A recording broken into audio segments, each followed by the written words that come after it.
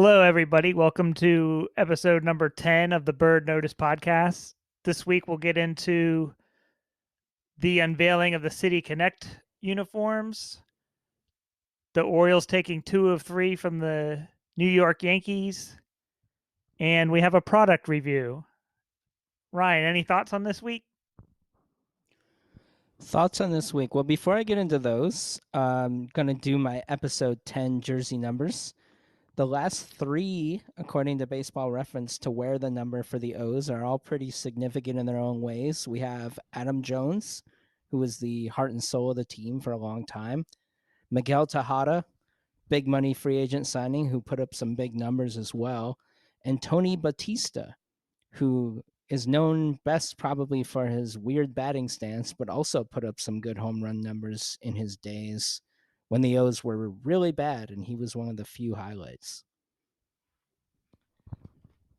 Yeah, I was excited when the Orioles brought back Miguel Tejada after trading with the Astros, and he spent some time with the Tides. It was unproductive, but it was interesting to see him make his way back to the organization.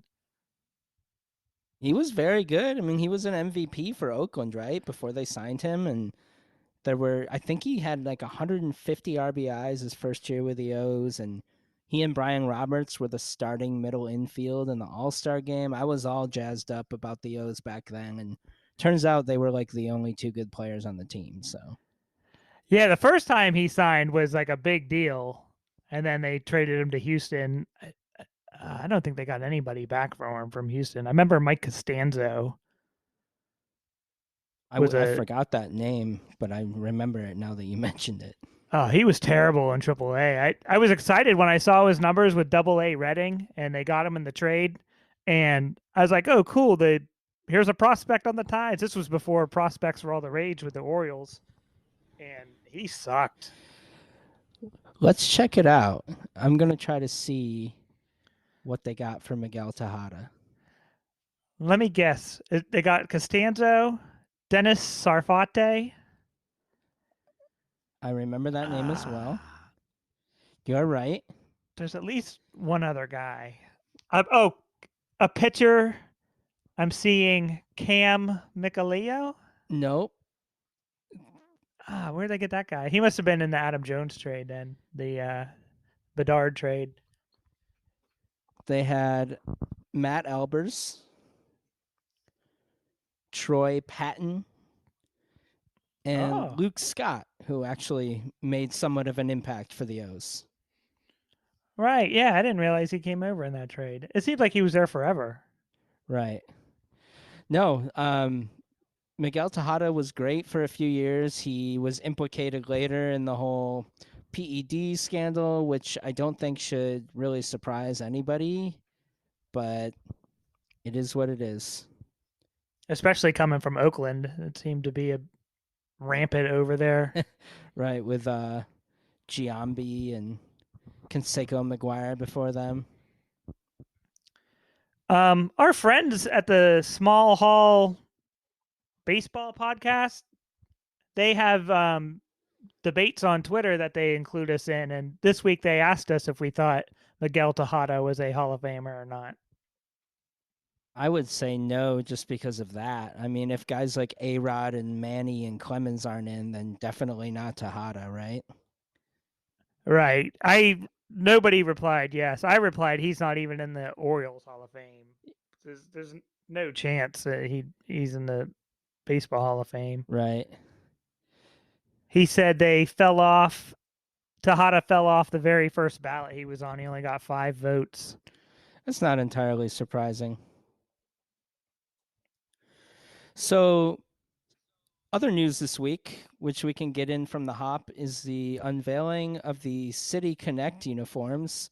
There was a leak a few weeks ago that I think I'm not the only one who was hoping that was not it, but also was pretty sure that that was actually going to be it. And turns out that is the uniform. What are your thoughts? So when I first saw the leak, I was disappointed. It looked like something you just see at a gas station where it just says like Washington and it has burgundy and gold colors. Mm-hmm. But seeing the unveiling and then seeing them tonight, I really like them. Um, my one note would be I think they would look better with orange pants. Right now they're wearing tuxedo pants. Yeah, I've never been a big fan of black pants on a baseball uniform. Yeah, I'd like to see the orange pants. The Tides wear orange pants with their pajaritos uniforms, which is Spanish for baby Is birds. it pajarito? Pajarito. It's for the Copa de la Diversion program that the minor I leagues think do. it's in Spanish. I'm not pronouncing it right, but pajarito. Pajarito. Yes. Um, Now with the City Connects, real quick, I thought the patterns on it looked great. The hidden, colorful patterns. I usually don't like stuff like that. I usually loathe stuff like that, but I think it looks great since the black overpowers it so much. And then I had such a low bar for these things where I just didn't want to see the Maryland flag plastered all over the City Connects. So yeah, they're a win for me. I got the hat on. Look, I do like the hat. That looks good. It's clean. It's simple. I like the taking the B out of their away uniform and putting it on its own. I think it looks good. But I have a theory that I'm sure is wrong, but I'm just gonna throw it out there. So we know that they used all these rainbow colors on the inside of the uniform. And my theory is that they originally planned to put that on the outside of the uniform. Because who the hell cares about the inside of a uniform? They said, oh, we're the first team to ever do it. Well, because of course you are. Nobody cares about what's on the inside, right? yeah, it's kind of pointless. My theory is that they were going to put the colorful patterns somewhere on the outside, whether it's the Baltimore script or the numbers, maybe, or just something a little more prominent. But with the current political climate, there's certain people that don't want to see the multicolors all together in one place because it makes their head explode. So my theory, again, just a theory, probably wrong, is that they originally planned to have that more prominently displayed. And that's why they put it on the inside for no good reason. And then overall, the jerseys looked very, to me, like there was no effort put into it. So I think that's why it turned out the way it did because they made like a last minute change. Oh, we got to do something different. But I'm probably wrong. But that's how my brain works at least right now. Maybe we can do a 6-part investigative podcast where we can go undercover and deep dive into this theory. Yeah, oh, I'm not there in Baltimore, so that would be tough for me. You're closer, I guess, but like their justification for using the different colors was, oh, our city has lots of different neighborhoods and it represents the different communities within Baltimore. Every city has different neighborhoods. It's not unique at all. I feel like there was some other purpose to that than what they ended up saying. You know what I mean? Because it just seemed so kind of half-assed and ridiculous, to be honest. So that's my theory.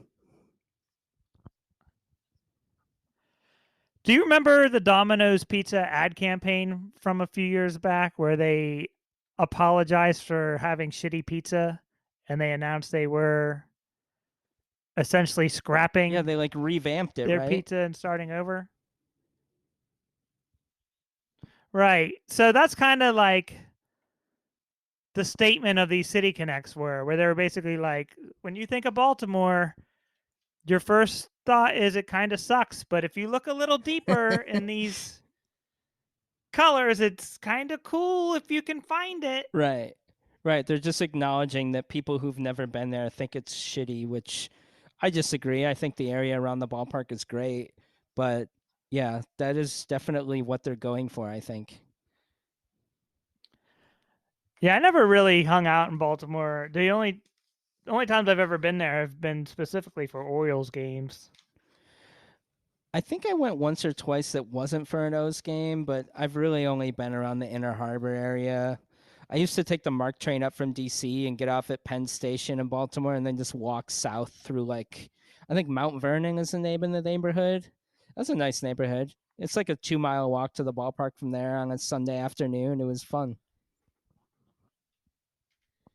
I remember down by the park, they were cooking food like Filipino food. Just anybody could walk up and get it. It was pretty cool, Nice. especially when you're poor and didn't have any money. Right. Yeah, so overall, I think they don't seem like they have a lot of effort put into them. And I like the hats, but not the uniforms, and the overall aesthetic just seems like a lot of excitement and time spent for something that wasn't exciting. I went back and looked at all the other teams City Connects. Is there still any that need to be released? There has to be a I think couple. there's a few. I couldn't tell you who, but I don't think the O's were the last. All right. Yeah, I went and looked through it, and I ranked my top 5. Number 1 is the White Sox. That is a home run. They have black pants too, though. I'm not a fan of those. They're pinstriped at Yeah, I think it least. works for right. It's pinstripe, and it works for them because their color is already heavily I mean, blacked so is out. the O's, though. That's another thing. It's like we made our uniforms black. Is that supposed to be unique or different? Like that's already a primary color of the Orioles. They have a black jersey. Right. Yeah, they do. That's probably why they didn't make the font orange, since the Orioles font is already orange on their black jersey. Mm-hmm. I think the name looks good on the back in orange. Yeah, I don't mind that part. Did you notice the white belts? I thought those looked good too. Yeah. Yeah, that is kind of a neat touch. I think without the black pants, they wouldn't be special. I'd rather have like a black belt with orange or white pants, but An orange belt would look good too. But yeah, I ranked them. I had the White Sox number 1 and the Cubs number 2. They had the blue Wrigleyville uniforms. Number 3, I had the Marlins, and 4, I had the Royals. Then I had the Orioles at number 5. really. But the Orioles being that high is more because I thought all the other ones were pretty terrible. I don't think the Orioles would be in my top 5. Let me pull them up and see if I can take a quick look. ESPN had the Rockies ranked number 1, I remember, and I thought theirs was okay. I don't like the Red Sox ones. The Nationals ones, I don't like them, but I think they got it right. See, I think you and I have different viewpoints because I really like the Nationals one because it's really like DC to me. I think the cherry Yeah, blossoms that's are what I really mean. unique, and I think it's cool. I like the gray and pink; it's different. Yeah, that's what I mean by I think they got it right, but it's just like a logo and colorways that I don't really find appealing Okay, that's fair. for a Major League Baseball I team. also really like Boston's because it's the marathon colors, and that's exactly what they were going for. And I think that's really cool and also very unique and very Boston. Also, those are two cities I've lived in, so I think I like understand them a little bit more. I agree on the Colorado one. It looks a little bit like a men's beer league softball uniform. Right. I don't really like the Seattle one. They also have black pants to go with their blue jerseys. I think that's pretty ugly. Yeah, the Seattle jersey they could wear anytime. Like it just fits the Seattle Mariners baseball team as a whole. Right. Now I do like San Diego's. They're loud. I've never been to San Diego. I'm sure those colors have some meaning there besides just California beach, but I just think they're different and they're fun. See, I didn't like theirs at all when I was looking through.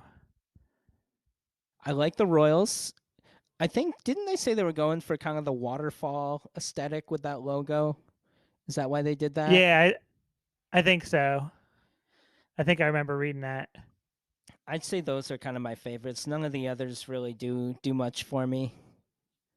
The Rangers ones are terrible.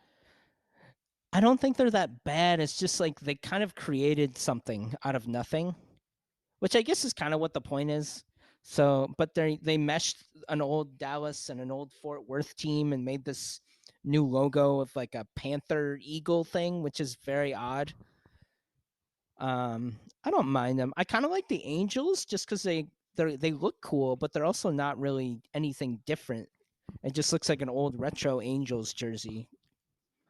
Yeah, I didn't find theirs like noteworthy at all, just because it just did look like an old noteworthy Angels jersey. Same with the Braves. Like the Angels and the Braves, it just felt like the guy forgot he had to do them, and he just looked at some old throwbacks that they already wore. And Yeah, I think we've talked about the Braves one before. It looks like the Dale Murphy like 70s, tail end of Hank Aaron's career. That's all I see. yeah, that's all I got on the City Connects, though. Yeah, I mean, they debuted them tonight, which we'll get to in a bit, but before that, we have the Yankees series. So, another segment I want to start doing before we talk about games is a quick preview of their opponent. Just a few quick bullets so the listeners and ourselves can be a little more familiar with what to expect. So, this week, the O's played the Yankees Tuesday through Thursday on the road in New York. The Yankees came into this series on a real hot streak, 14-6 over their previous 20 games, including 8-2 in their last 10. And that was honestly surprising to me. I don't pay a ton of attention to other teams in the standings. And at one point, I checked and the Yanks were struggling a little, and they clearly turned it around unbeknownst to me. But offensively, of course, they're led by Aaron Judge, who's just a monster. And Anthony Rizzo's been having a good year, but nobody else on their squad has really done anything special on offense. And pitching, Garrett Cole has been great this year, as he usually is, but the rest of their starters have been pretty average. They gave Carlos Rodon a lot of money in the offseason, but he's yet to make a start with them due to a back injury. So that brings us into Tuesday's game, where Garrett Cole faced off against Kyle Bradish. What do you got on that? The Yankees roster is probably the most boring roster to me that they've had in a long time. And right now I knew they had a lot of injuries, but it was another thing to watch them without all these guys in the lineup, where no Josh Donaldson, no Giancarlo Stanton. You already mentioned Rodon, who a bunch of Orioles fans were clamoring for. I would have been fine if the O's paid Rodon, not going to lie. Yeah, I didn't want to see them. I don't want to see them sign a big money pitcher yet. At least the ones Yeah, that were I available think last season. I was assuming he would get a smaller contract than he did. Yeah, he got stupid money. I guess if you get the Yankees involved in your bidding, you're going to get stupid money. Yeah, good for him.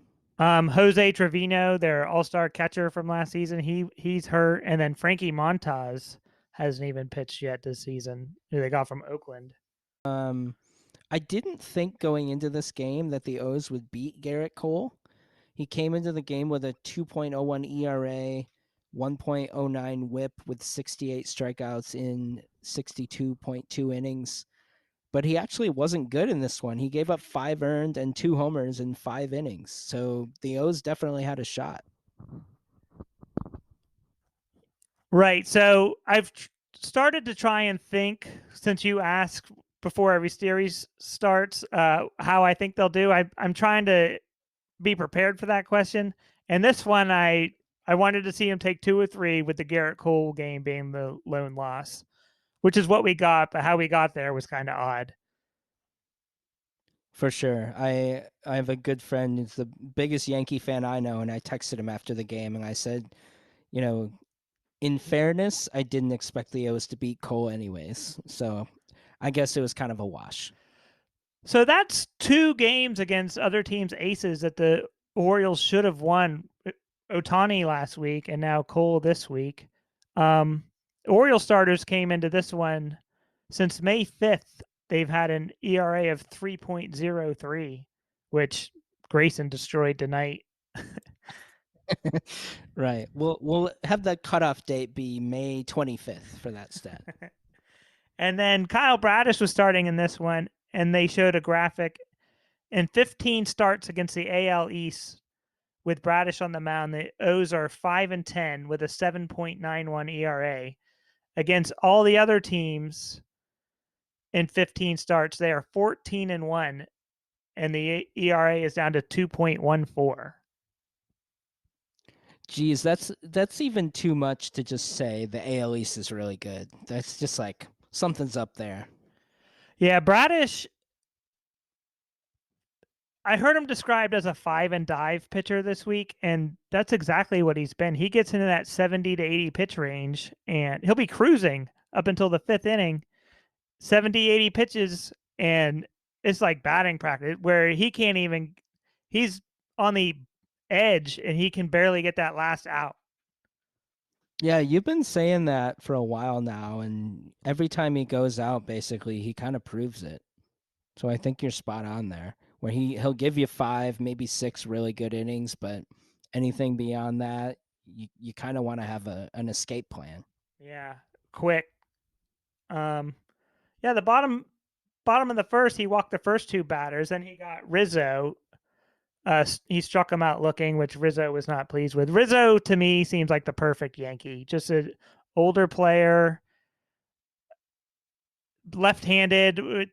Those guys always thrive in that joke of a stadium they have. I know he's from Florida too, but Anthony Rizzo just sounds like a very New York, New Jersey name too. Let's be honest. Vinny Um, Pasquantino will be a Yankee someday. yeah, that's exactly who they like. Steve Balboni. Yeah.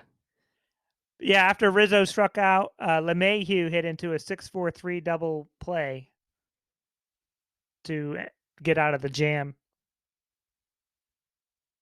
Yeah, the this game was basically a tale of two halves. I mean, the first 4.5 innings, Bradish was good. The O's scored some runs off Cole, and then it ended up switching. I didn't write a whole lot on the game, so if you want to go a little more in depth as to how that happened, be my guest. But that's really what I have it chalked up to. It's just one half the O's won, the second half the Yanks won, and then you go to extra innings, and it's kind of a crapshoot. Yeah, the Orioles half is easy. Mullins hit his eighth home run, and you'll never guess who caught it. I know it's your boy Zach Campbell, Zach right? I Hampel. think I saw that. I was a little harsh when I called him a terrorist last week. He's I just meant that in the fact like I said that scenario where his origin story where his dad gave a foul ball to his brother. So I kind of just meant it from like yeah, I felt bad when I listened back and I heard myself call him a terrorist. The top of the fourth, Gunner hit a 2-run homer. Yeah, he's kind of turned it around this week. I mean, small sample size, but he seems to. I think Jim Palmer mentioned on the broadcast yesterday that the game has kind of seemed to be slowing down for him in a good way. Who was on the broadcast with Palmer yesterday? Was that Brett Hollander or Jeff Arnold? I honestly didn't see. I assumed it was Jeff Arnold, but I don't know their I don't know their voices well enough. Right. I think it was Jeff Arnold. Jim Palmer railroaded Jeff Arnold. Jeff Arnold couldn't control him. It made me realize how good of a I like Jim Palmer. It made me realize how much wrangling Kevin Brown is doing with Palmer. Like even Melanie Newman was on the broadcast tonight and she didn't get run over the way Jeff Arnold did. Maybe Jeff's just a big Jim Palmer fan and just lets him talk. Yeah, maybe he's intimidated. Top of the sixth, the bases were loaded for Vavra again, and remember he hit into a double play last week with Mm-hmm. the bases loaded. He drove in a run this time on a fielder's choice, which made it 5-4 Orioles. Mateo then walked to load the bases again for Mullins, who was 3-for-4 with a grand slam and 11 RBIs this season with the bases loaded, and he hit one to the warning track where it was caught. So these are just some missed opportunities here. Vavra had reached base in 6 straight games since being recalled from Norfolk. I wouldn't have guessed that. Hey, however you can do it. It doesn't have to be flashy. And then Cano had an interesting seventh inning. And then we get to the bottom of the ninth, and we all know what happened. Yeah, I mean the O's were really just one bad pitch away from winning. That's kind of a very generalized way to put it because who knows what would have happened. But Felix Bautista hung a splitter, basically high middle to Aaron Judge, who's the best home run hitter of this generation and an absolute monster of a human. And I swear I was thinking before that inning happened about how the Yankees seem to get a lot of dramatic hits. Maybe that's just because I hate them and everyone I see really sears into my brain. But I was thinking about that, and then Judge came to the plate and Bautista hung that pitch, and I was like, well, there it is. Yeah, Yankee Stadium always has a way of making things go the Yankees' way too. Um, Bautista was great in that inning too. Other than that one pitch, he struck out the side. Basically, it seemed like 12 pitches. Yeah, I mean, one bad pitch is all it takes. It'll happen throughout the course of a season, especially against that batter. I saw somebody on Twitter said you just can't throw that pitch in that location to that batter, and that's exactly what happened. Just it is what it is. But as I said before, I didn't expect them to beat Cole. But when you get to the ninth inning with a lead and Felix Bautista on the mound, you expect to win at that point. Yeah, that home run would have been a home run in all 30 ballparks. Oh, no doubt. Mateo, he was an MVP candidate after April. I heard a stat where he's hit batting 106 this month. He's basically had like the worst month ever for anybody ever this month. That's why they don't vote for MVP after April, right? I was buying too. I knew he wasn't going to keep that up all season, but I didn't think the drop off would be this steep this fast. I agree. It did seem like something had clicked where he figured some things out, and turns out he either never figured it out or whatever he had done has disappeared. So we'll segue with Mateo into this Wednesday game. Yeah, Mateo got picked off in the top of the third at second base with a runner on first and Rutschman up. And up until the seventh inning, it looked like that had changed the game. Yeah, this game was pretty rough to start. He was picked off by Nestor Cortez, who was a lefty. He had a 5.21 ERA coming into this game, but he ended up having kind of that same outing overall. But I got to be honest, I turned the game off to watch the third period of the Panthers Hurricanes game because the O's were down 5-1 and the hockey game was tied. So anything up until like the seventh inning when I went back and rewatched it, I didn't see. So you can take it. Yeah, so in the bottom of the third, Gleyber Torres hit a 2-run, 2-out home run off Tyler Wells. It's the 11th home run off Wells in 10 games. That put it up 2-0 Yankees. Top of the fourth, Mountcastle hit his 11th home run, 426 feet, 107.7 miles per hour. He absolutely crushed it. 2-1 Yankees. Then in the bottom of the fifth, Kiner Falefa hit a 2-run home run, 4-1 Yankees. And then I think Torres hit his that was a killer because that guy's not a very good hitter. Like you right when can't that give those up. when that happened, it was like this is not the Orioles' night. That might have been when I decided I'm quitting on the game. Yeah, that's understandable. And then Torres hit his second of the game, so now it's 5-1. Tyler Wells Yeah, finishes with 5 innings pitched, 5 hits, 5 earned run, and 8 strikeouts. took him 95 pitches in 5 innings too. So not a 2023 Tyler Wells outing for sure because he came in with a 2.94 ERA and a .79 WHIP. So he was doing very well, and those numbers are going to be inflated now. But then we get to the seventh inning where the O's really turn the tables, huh? Yeah, seventh inning, Frazier hit the foul pole, 3-run homer. Scored Hayes and Santander to make it 5-4. And then that was it for Nestor Cortez. 6+ innings, 4 earned on 5 hits, 5K, and 2 walks. Somebody dropped him in my fantasy league after the game, and I know he's not doing so great this year, but I'm interested. I wouldn't rush to pick him up. Yeah, if I do put a bid on him, it'll be a $0 bid. He had good numbers in 2021 when he basically started half a season, but other than that, he's never really done much. So that brought in Jimmy Cordero, and then McCann and Mateo both singled, and here comes Gunnar with a pinch hit RBI double to continue his hot streak. 6-5 Orioles. Gunnar scored on a sac fly, make it 7-5, and then Santander drove him in. Adley then singled, and then a throwing error allowed him to score. By the end of the inning, it was 9-5 Orioles. It's the most runs in an inning since September 8th, 2021. So I looked that game up when they mentioned it. The Orioles were losing 5-0 going into the bottom of the eighth and scored 9 runs before giving up 3 in the ninth to hold on for a 9-8 win. This was against the Royals. This was their 43rd win of the season, and that was on September 8th. Oh my god. Yeah, and yeah, they're at 33 already this year, and it's not even Memorial Day yet. 43rd win in September. It's like I think I blocked those memories out of my brain. Yeah, I did too. Those were some tough years. Like I said, I think it was either last episode or the episode before. I pretty much watched them on mute on my iPad for those 2 years.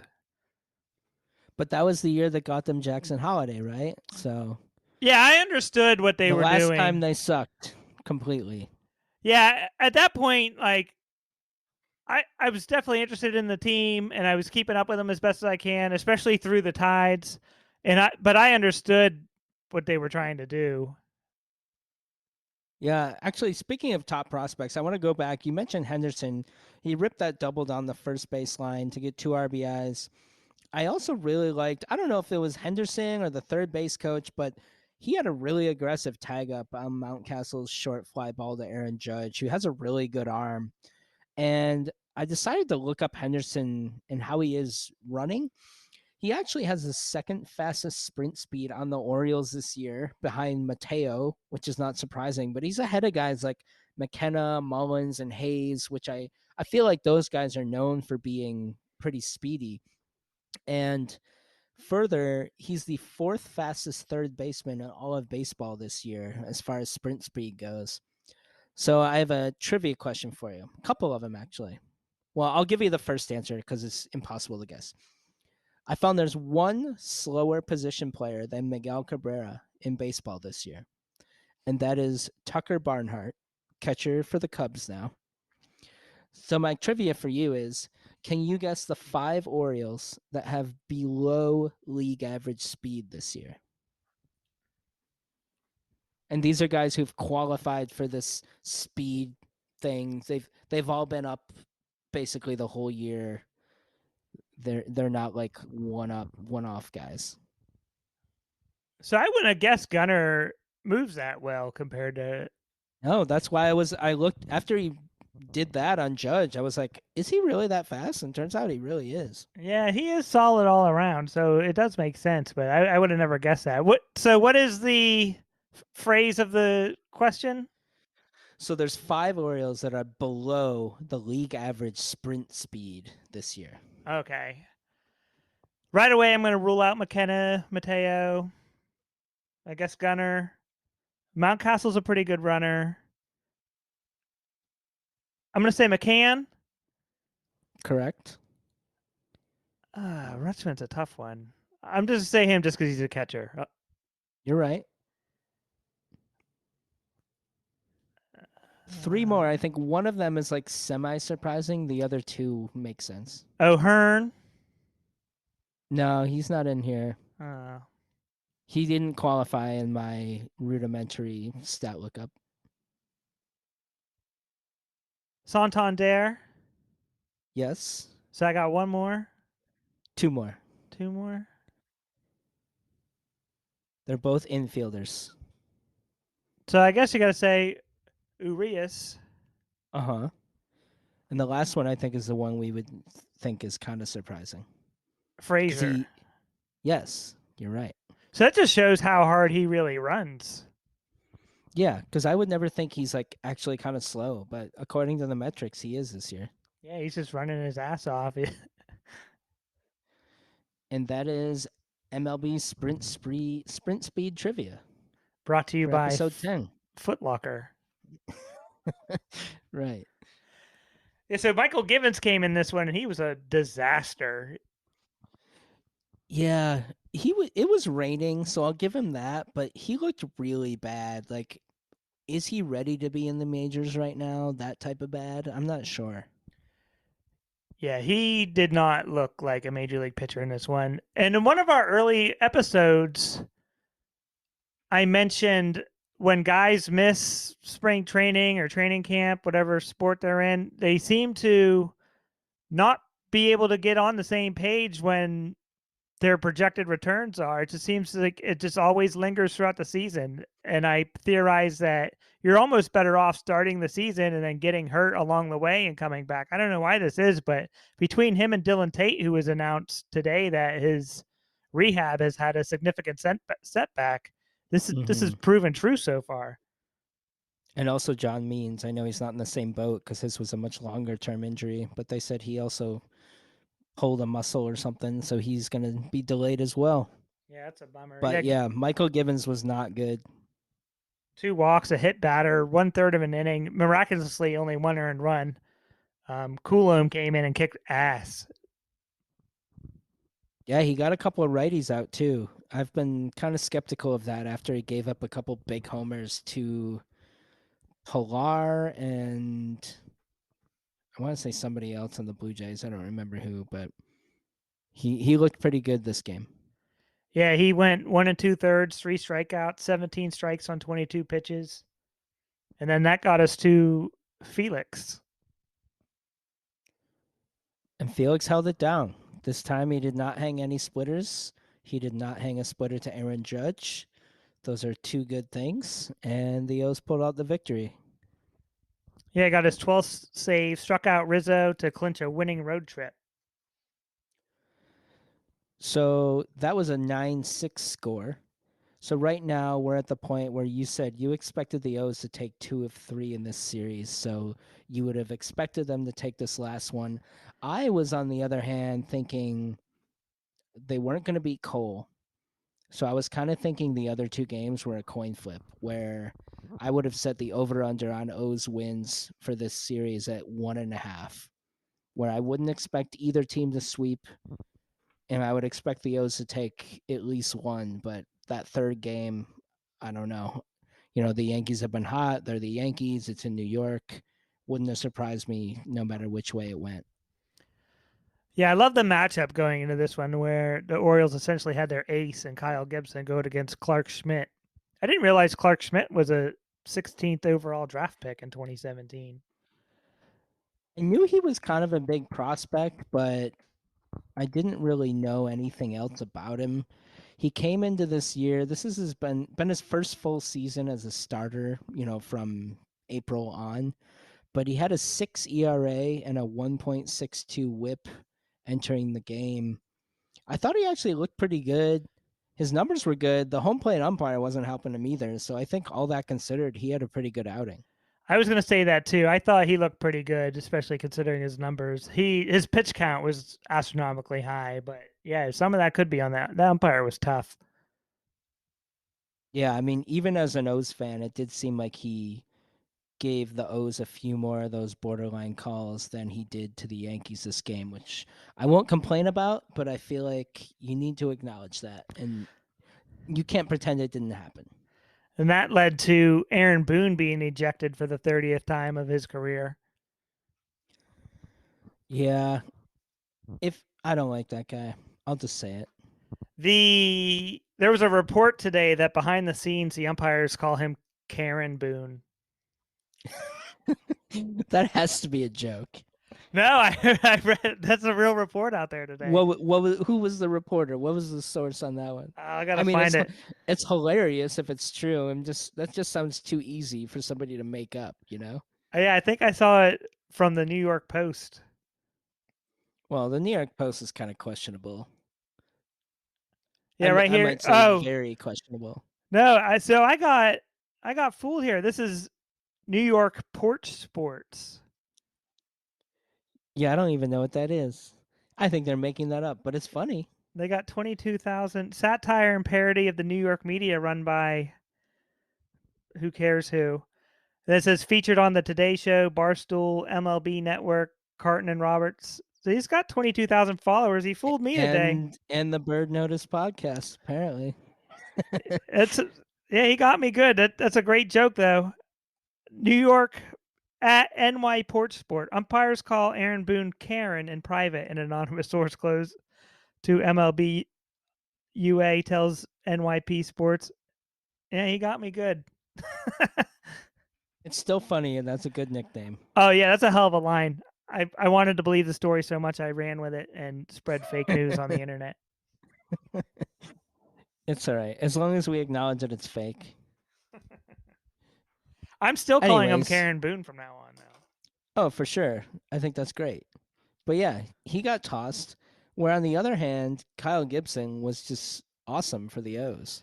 Yeah, he's fantastic. I feel like I gush about him every other episode. He was 1-6 career against the Yankees coming into this, and he gave up what, one hit over seven, Two. 2 hits.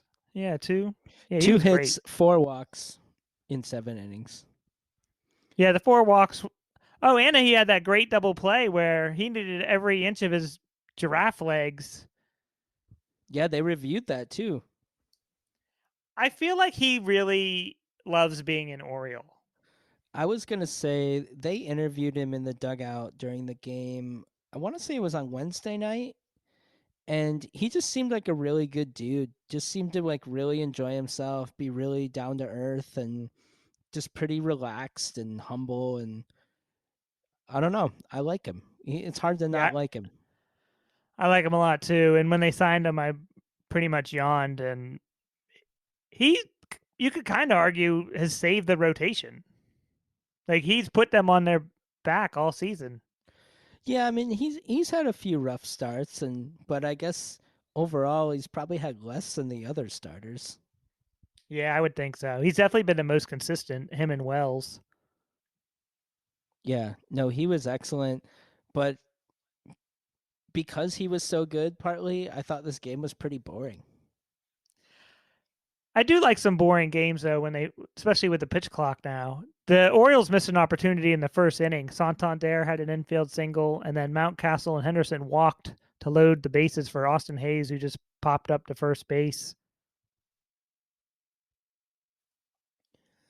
Yeah, that was a missed opportunity for sure.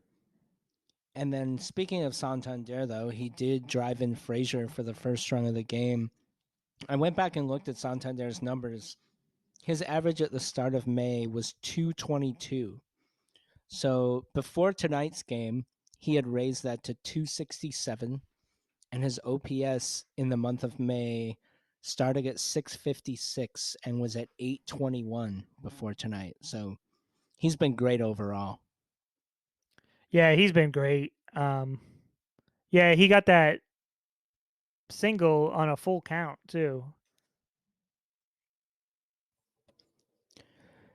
And I mentioned Henderson's speed in the last game. He showed it again in the sixth inning. He had an infield hit. Then he stole second base, which, if it was a good throw, he probably would have been out, but it counts as a steal. So we're going to pretend it was because Gunner's really fast. Yeah, I can't believe he's. I know he moves well, but I didn't think he'd be one of the fastest guys on the team. Hey, if he keeps walking, his average is over 200 now, so he's over the Mendoza line. If he keeps getting those walks and maybe steals a couple bags, maybe they'll add that tool to his arsenal because he's not really known as a big base stealer, but he has the speed to do it. Get some coaching and learn how to read the pitchers and get a good lead and such can make him an even more complete player. He had a nice defensive play at this one too. Gunnar saw 26 pitches in his 4 plate appearances. No, I still think he's going to be very good. And we mentioned last episode that article where they interviewed a few former Orioles and current one, Mountcastle, and they all said he'll figure it out. You just gotta ride out the rough times, and He'll get there. That's one thing when he was struggling. Like his at bats were never boring. He was seeing a lot of pitches. Even if he struck out, it was usually swinging. Um, yeah, it wasn't like the Kyle Stowers at bats. I kind of forgot about Kyle Stowers until you just brought him up, even though he got sent down like a week ago. He's hurt now too. Well, that's no good. But yeah, Gunnar and Agley both have excellent batter's eyes for young players. I mean, Agley's older, but for relative rookies, so to speak, in the league, they're extremely patient, and it is fun to watch somebody like that be able to work the count and get their pitch. And then the first pitch of the game, Gibson gave up a base hit, and then they went 85 pitches in between base hits. They didn't get another base hit until the bottom of the seventh on a leadoff single by Calhoun. Mm-hmm. Yeah, that'll play, right? Yeah, and then the next play was that double play we talked about. So that takes us to the eighth when Austin Hayes had a 2 RBI double to make it 3-0.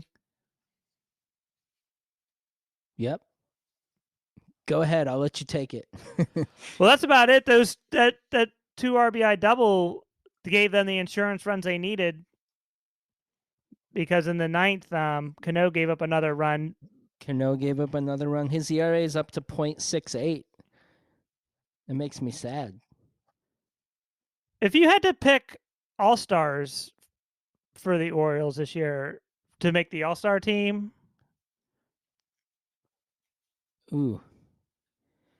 I got Is my four. is this considering like other players at each position in the league?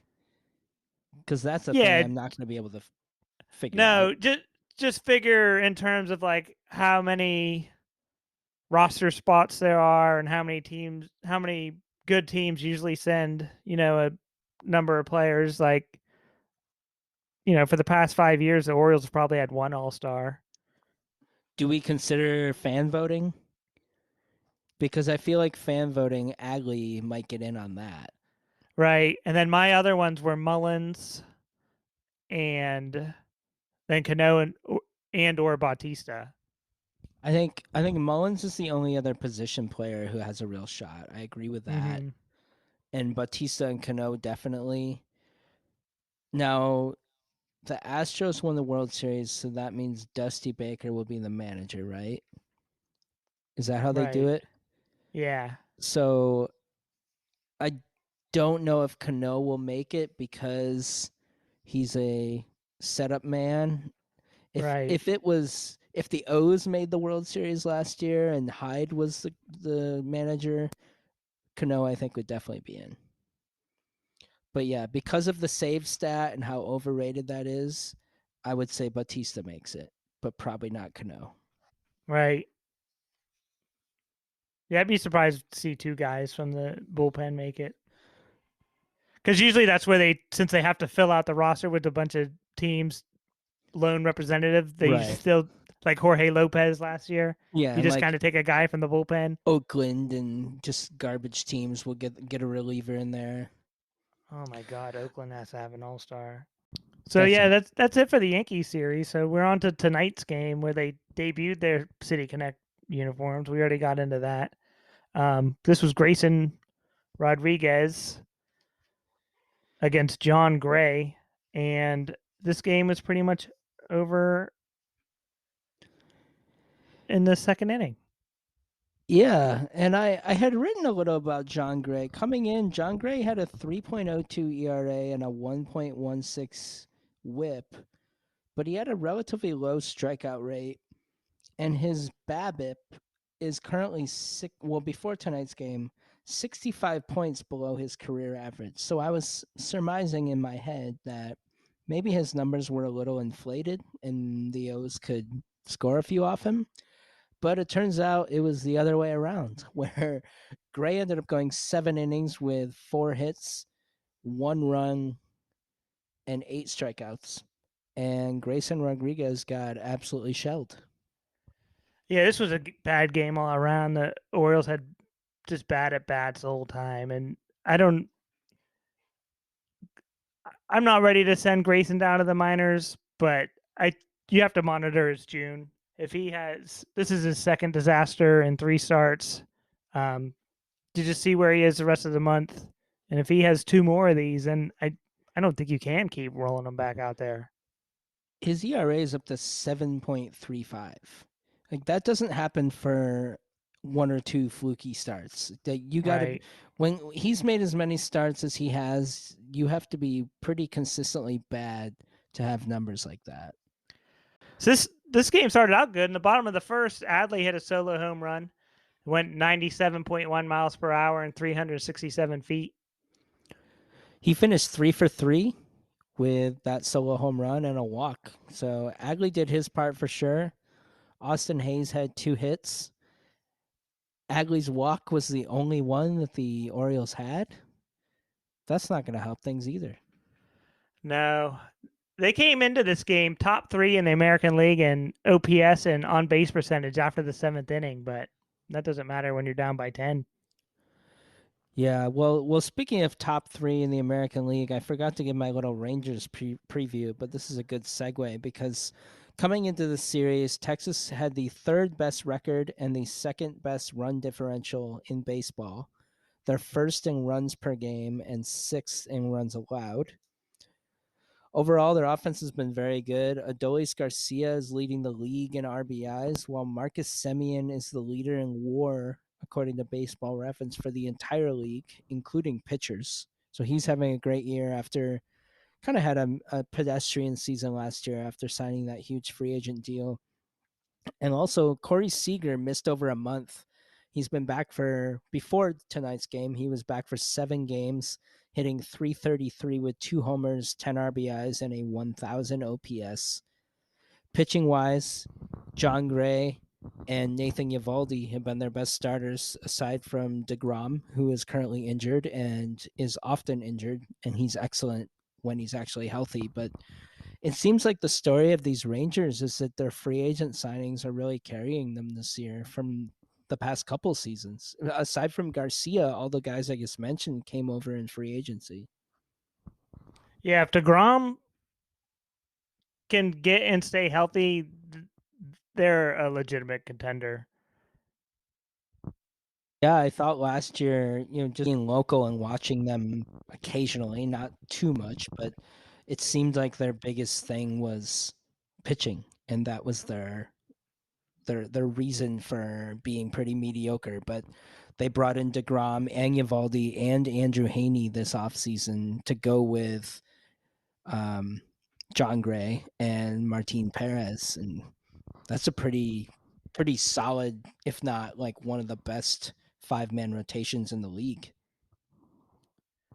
And their bats are ridiculous too. Jim Palmer mentioned that this was the 13th time that the Rangers have scored 10 or more runs. So I started thinking about the Orioles, and 10 runs isn't really happening for them too often this year. So I went back throughout the schedule and looked, they've only scored 10 runs 4 times. Once was on opening day, once was against Oakland, and the other 2 were against Kansas City. Yeah, I don't know if we mentioned the final score yet. It was 12-2 tonight. This 12 to tonight being 2. Friday. So, the Orioles May we knew was going to be tough, and the Rangers were part of that. So they're in Baltimore. They got 2 more shots to win a couple games. Hopefully they can take the next 2 and get the series. But I'm going to blame tonight on the City Connect uniforms. Why not? I have the City Connect uniforms as my number 1 star of the night. Number 2, I have Melanie Newman. I think it's a big deal she's in the booth, and it should be celebrated. A lot of fans are talking shit on her, and I don't think she's a bad announcer at all. She wasn't getting ran over by Palmer the way Jeff Arnold was. Wasn't there a broadcast last year that was all female? Was it on Apple or MLB Network or something? She was part of that. I think you're right. I don't know if she was a part of it or not, and I believe it was on Apple. I think she was maybe, I want to say like Jessica Mendoza. Maybe I'm just saying that because she's pretty prominent. But I remember something like that happening last year. But I'm almost positive Melanie was part of it. Yeah, I think Mendoza's good too. I haven't watched Sunday night. Yeah, here it is. Orioles Rays all woman broadcast making history. Oh, so it was an O's game. Yeah, it was an MLB game of the week on YouTube, which I don't think they do those You, YouTube games anymore. yeah, I like those. Yeah, yeah, Heidi Watney, okay. Sarah Langs, Melanie Newman, and Alana Rizzo, who I'm not sure who she is. Sarah Langs, do you know her story? How she has ALS now? Yeah, I didn't know about it until I started listening to the podcast over the off season with Joe Posnanski and Mike Shore, and they have her on and do like fundraisers for her. Yeah, that sucks. I can't think of a worse thing to get than Yeah, that. no, she's awesome. I used to listen to the Baseball Tonight podcast like several years ago, and she was always there with these really random, like deep stats that you would never think of, but she was great at researching things like that. And it's just, I read an article about her recently. She's still really upbeat and enjoying life and baseball and stuff, but it's, yeah, it really sucks. And then the third star I had the fans who stayed until the end of the game. I didn't watch it. So, because I'm in Dallas, I had to watch them locally. It was blacked out on MLB TV. And I have to say, Bally Sports Network is atrocious. And I say this solely, the only thing I really hate about it across all sports is that they have their scorebug on the bottom of the screen from left to right, covering the entire thing. In baseball and hockey, I think in basketball, but I never watched the Mavericks. And I just find that so ridiculous and so unnecessary because there's all this space in the top section of the screen in any sport you're watching that's just spectators. And there's no reason you can't put something small and simple and clean up there. But Bally just fills the bottom of the screen with that. And for that, I'm glad they're going bankrupt.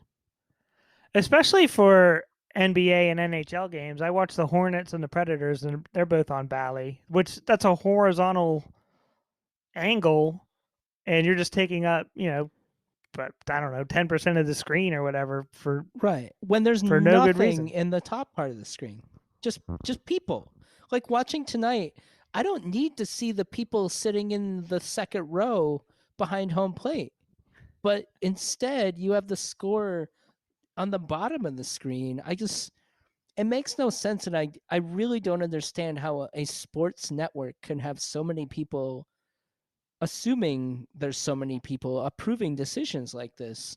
Who decided that was a good idea, and who are the people who are going along with it?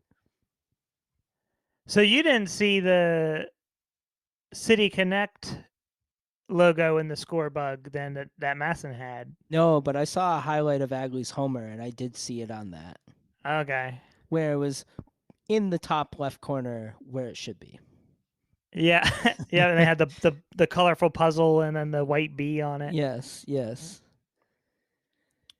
Yeah, Yeah, the top of the fourth. So Grayson's final line was 3 1/3, 6 hits, 9 run. I don't know if I said this or not already. 9 runs, 8 earned, 3 walks, 6K, and then 3 home run. Um, in the top of the fourth, he got Garcia to strike out looking, and then it was just bloodshed after that. Triple, single, home run, single, Mateo error, grand slam, walk, ground out, single, single, ground out. Um, it seems like Grayson, like one mistake, just snowballs. yeah. Like The he had two out walks in the first 2 innings of this game. the thing with him is that it seems like his mistakes are just down the middle. Like he misses in the middle, which you want to miss low if anything, but even missing high, I think there's less of a chance that somebody goes yard. But it seems like his mistakes are just right down the pipe. At least tonight they were. He threw a lot of just bad pitches that you knew he didn't mean to do that. I feel like he almost trusts his stuff too much, where he could overpower minor leaguers and just blow it by guys, and you're not going to do that in the major leagues. Yeah, hopefully his next start is much better. I mean, it's hard to be worse, so I guess in that regard, he will be. Do you think he makes it to July 1st in the rotation? I don't. Because I'm 50-50. What other options do they have? Would Drew Rom or Cole Irvin come back up? I hadn't even thought of Rom. Rom They called up Rom for a is, game and he never played. So yeah, Rom is the way to go if you are going to replace him. It's not Cole Irvin. It's not Bruce Zimmerman. It's not Spencer Watkins. Irvin will be back starting at some point. Though, like one of them will get injured at some point. Mm-hmm. It hasn't Yeah, happened but yet, which is kind of surprising. say you push the panic button though, and you send down Grayson after tonight. Um, yeah, you're not going to go to Zimmerman. You're not going to go to Irvin. Yeah, Drew Rom's the answer if you do get. From what I heard before he came back up, Irvin had kind of put things together, and he's been around in the majors for a few years now. I think maybe 5. So if he's seems to have gotten his act together, I think he would be the one to come up just to you want to provide some stability. If Grayson's not doing that, I don't know if going to Drew Rom is the answer because he's never pitched in the majors, you know? Right, and now I'm looking up yesterday's start. Drew Rom 1 2/3, 7 hits, 6 runs. Oof. DL Hall had a start like that too this week. All right. Well, So maybe yeah, Irvin's the answer if it comes to that. I don't know. These are all just theories. I mean, they could just end up trading for somebody else that they send in yeah. Norfolk because he sucks. I want to see him get a couple more starts. I want to see some more disasters before they send him back down. Yeah, I mean, it's one of those things where if, like you said, if he thinks he can overpower major league hitters, it's just something you got to figure out. You got to learn how to pitch. It seemed like tonight he wasn't confident in any of his off speed stuff. He couldn't throw any of it for a strike, so he just was getting teed off on. Yeah, it was bad. I'm almost like speechless when I think about it. That grand slam, that was a whoa.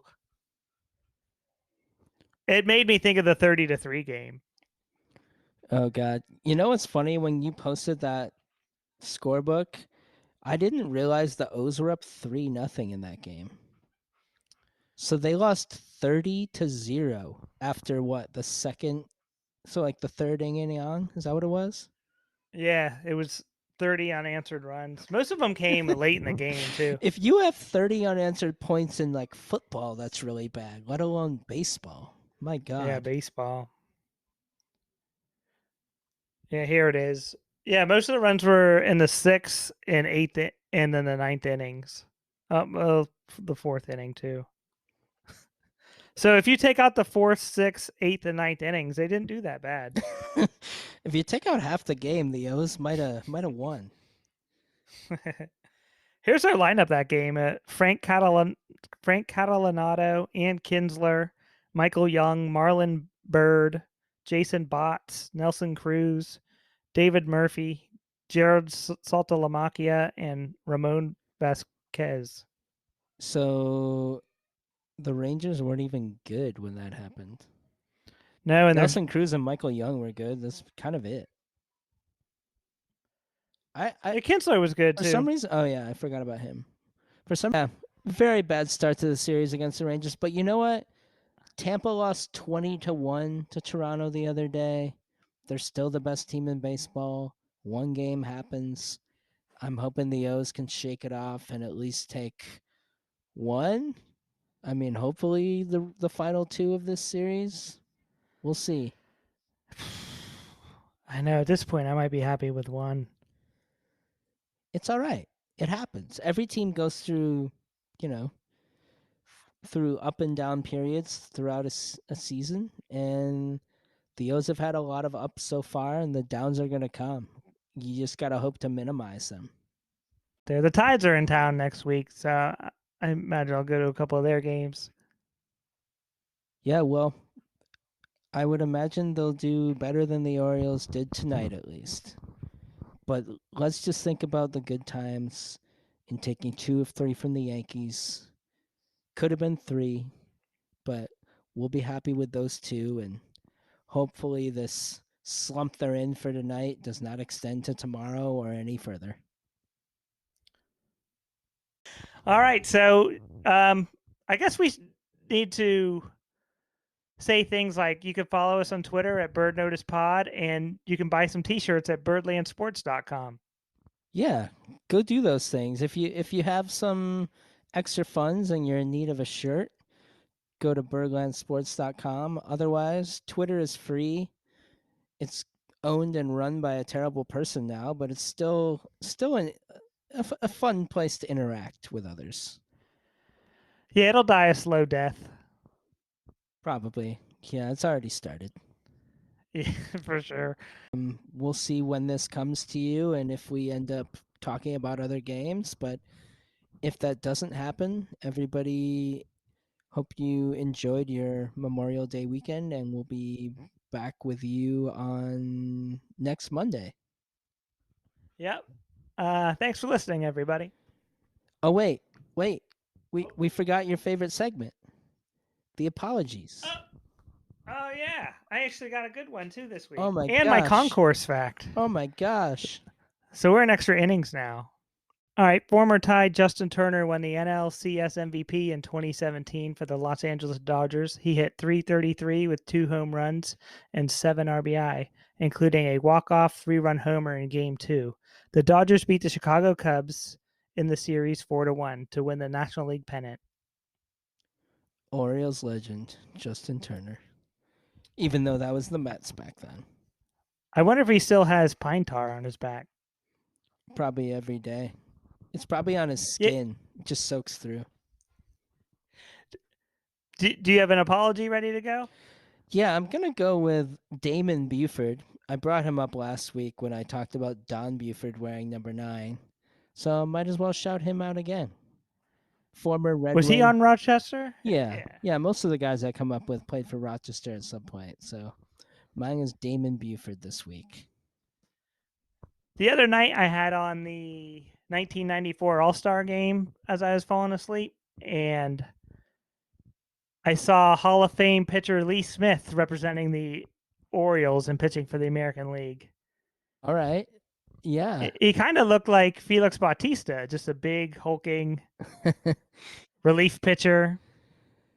Yeah, he didn't spend too long with the O's, though, right? Nope, he spent one season with the Orioles, and he led the league with 33 saves. It was the strike shortened 94 season. Okay. The season where the Expos and Yankees were the two best teams. Yeah, so I guess if the strike prevented the Yankees from winning another World Series, it was worth it. Except it may have led to the Expos becoming the Nationals. Yeah, that's a If bummer. they had won a World Series, maybe they would still be there.